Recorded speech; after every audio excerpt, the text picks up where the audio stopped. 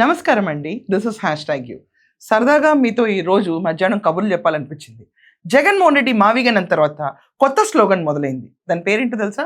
బెంతా high అంటే బెంగళూరు, దాని తర్వాత మన తాడేపల్లి కొంప, దాని తర్వాత హైదరాబాద్లో లోటస్ పాండ్. సో హైదరాబాద్ కాబట్టి బెంతా హై అని పెట్టారు. బెంతా హైలో జగన్మోహన్ రెడ్డి హైదరాబాద్కి షిఫ్ట్ అయిపోతున్నాడు. లోటస్ పాండ్లో ఉండి ఇక నుంచి ఆంధ్రప్రదేశ్ ఊపేస్తాడు అని చెప్పి అప్పుడు దాకా న్యూస్ మొన్న చెలరేగిపోయింది. అందరికీ తెలిసిన విషయం అది.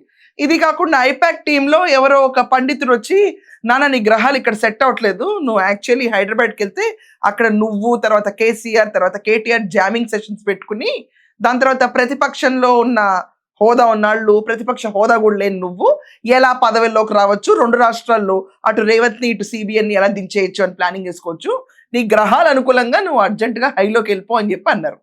సో దానికి Jaganmohan Reddy Lotus Pond shift అవుతున్నాడు. బట్ ఇక్కడికి వస్తే కూడా బెంతా హైకి ఒక విచిత్రమైన సిచ్యువేషన్ ఉంటుంది జమోరేకి. ఎందుకంటే సగం ఇల్లు వాళ్ళ సిస్టర్ తర్వాత వాళ్ళ మదర్ ఉంటారు, సగం కొంపలో జగన్మోహన్ రెడ్డి కాపురం పెట్టాలి మళ్ళీ.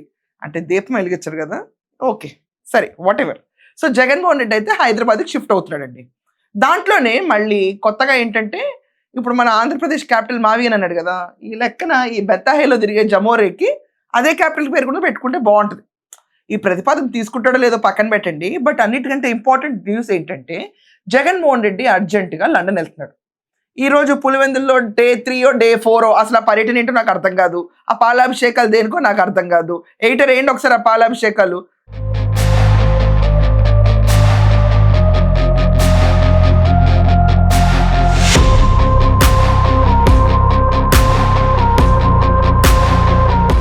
దాని తర్వాత సిగ్గుపడుతూ ముసిముసులు నవ్వులు నవ్వులుతూ అసలు తలెత్తితే ఒట్టు.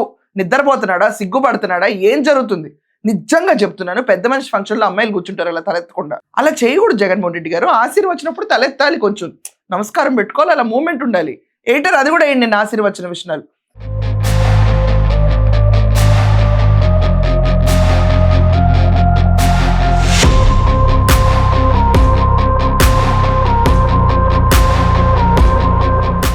ఇదంతా ఆయన లండన్కి వెళ్లే ముందే జరుగుతుంది. అసలు లండన్ యాత్ర దేనికి, బెంతా హై ఈ జమోరే అని చెప్పి ఆలోచిస్తే, రియల్ ఎస్టేట్ పెట్టుబడులన్నీ కూడా ఇక్కడ పొలిటీషియన్స్ అనేవాళ్ళు, ఇప్పుడు తెలంగాణలో అవనండి కేదార్ చనిపోయాడు, అందరికీ తెలిసిన విషయమే. ఇక్కడ తెలంగాణలో బడా బడా లీడర్ల పేర్లు తీస్తే ఏడుస్తారు, అందుకే తీయట్లేదు. సో ఆ బడా బడా లీడర్లు అందరూ కూడా కేదార్ కేంద్రంగా దుబాయ్లో ఇన్వెస్ట్ చేయించారు. తర్వాత దుబాయ్లో అనుమానాస్పద సిచ్యువేషన్లో కేదార్ చంపివేయబడ్డాడు, అది చనిపోయాడు అని ప్రాపర్గా న్యూస్ తీసుకొచ్చారు. ఇదే రకంగా జగన్మోహన్ రెడ్డికి బెస్ట్ ఫ్రెండ్స్ ఎవరు మీకు తెలుసు, ఇంకా మన జమోరేకి ఇక్కడ కేసీఆర్ కేటీఆర్ వీళ్ళే ఫ్రెండ్స్. అండ్ జమోరే కూడా లిక్కర్ కుంభకోణం అని ఒక పెద్ద స్కీమ్ స్కెచ్ చేశాడండి ఆంధ్రప్రదేశ్లో. నేను మద్యపాన నిషేధం చేస్తా అని చెప్పి జగన్మోహన్ రెడ్డి వచ్చి మద్యం కుంభకోణంలోని ముడుపుల యుద్ధం, జస్ట్ కిక్ బ్యాక్స్లో అందరికీ తెలిసిన విషయం ఇది. రాజ్ రెడ్డి లాంటి ఆఫ్టర్ ఆల్ ఫెలోనే 2,000 కోట్ల దాకా సంపాదించాడు. అండ్ చేతులు మారిన ముడుపులు 3,000 కోట్లు అంటున్నారు, అంటే 5,000 కోట్లు స్వాహా. 30,000 మంది చనిపోయారు దీనికోసం ఆంధ్రప్రదేశ్లో కల్తీ మద్యం తాగి. ఇది స్టాండర్డ్గా గుర్తుంచుకోండి. అయితే ఈ ముడుపుల యుద్ధం కాకుండా అసలు కుంభకోణంలోకి వెళ్తే 1,00,000 కోట్లు. ఇండియానే షేక్ అయిపోతుంది, వరల్డ్లో కూడా ఎక్కడెక్కడ చూసుండ్రు ఇంత పెద్ద కుంభకోణం అని ఉంది. సో ఆ డబ్బులను ఎక్కడ పెట్టారు?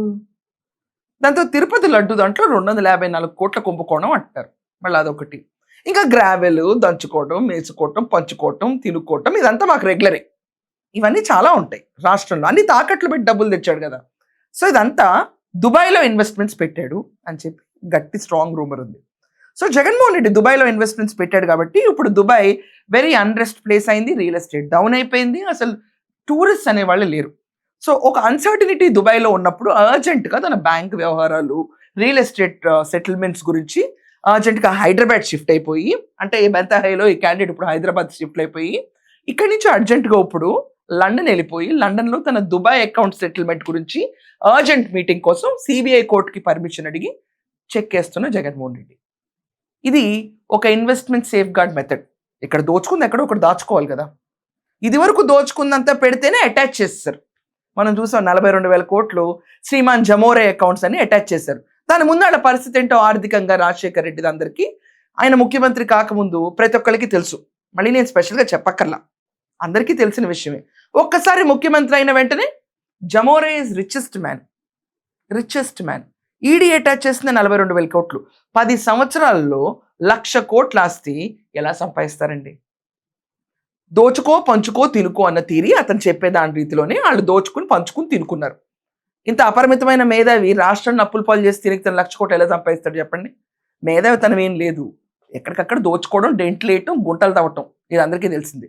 సో బయట వినికిడి వార్తల ప్రకారం ఏంటంటే జమోరే కూడా దుబాయ్‌లో ఇన్వెస్ట్ చేశాడంట. సో ఇప్పుడున్న అన్‌సర్టనిటీ సెటిల్ చేసుకోవడం కోసం తన అకౌంట్స్, తన రియల్ ఎస్టేట్ ఇవన్నీ చూసుకోవడం కోసం దస్తా పేపర్లు, బస్తా పెన్నులు వేసుకుని అక్కడ కూర్చుని ఇప్పుడు లండన్‌లో హుటాహుటిన వెళ్తున్న ట్రిప్ అది. సోషల్ మీడియాలో అందరూ బెంతా హే అని చెప్తున్నారు. బెంతా హే కాదు, ఏ దుబాయ్ హే భయ్, ఏ దుబాయ్ హే. దుబాయ్‌లో ఉన్నాయి మన డబ్బులన్నీ. ఇది గట్టిగా వినిపిస్తున్న వార్త. మీరు ఈ వార్త విన్నారా? అలాగే ఇంటే కమెంట్స్‌లో కొట్టండి మరి ఏదో ఒకటి. దుబాయ్‌లో ఎక్కడెక్కడ కొన్నాడో అన్న. That's all for now. Thank you.